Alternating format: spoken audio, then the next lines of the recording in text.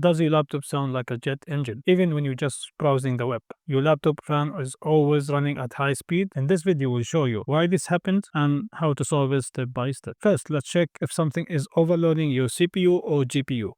Open your task manager, then look for any app using a lot of CPU. If you see something suspicious, close it and remove the app. Dust buildup is one of the biggest causes of overheating. Grab some compressed air and carefully clean the vent and fan. This will improve airflow and reduce fan noise. If your laptop is old, you might need to replace the thermal paste for even better cooling. Another common issue, outdated BIOS or drivers. Go to your laptop manufacturer website and download the latest BIOS chipset and graphics drivers. This can fix the control issues and make your system more efficient. Your power setting could be keeping your fan running at full speed. Head over to Control Panel, Power Options, and select Balance Mode instead of High Performance.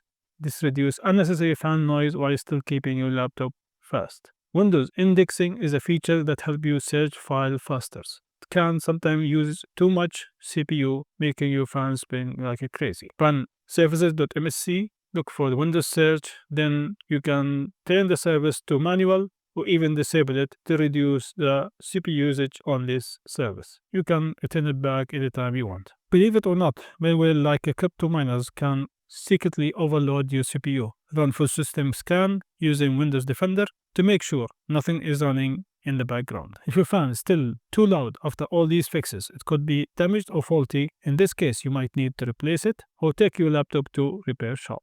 And that's it. Your laptop should now be much cooler and quieter. If this helped you, hit the like button, subscribe, and let me know in the comment if you have any questions. Thank you for watching. I'll see you in the next video.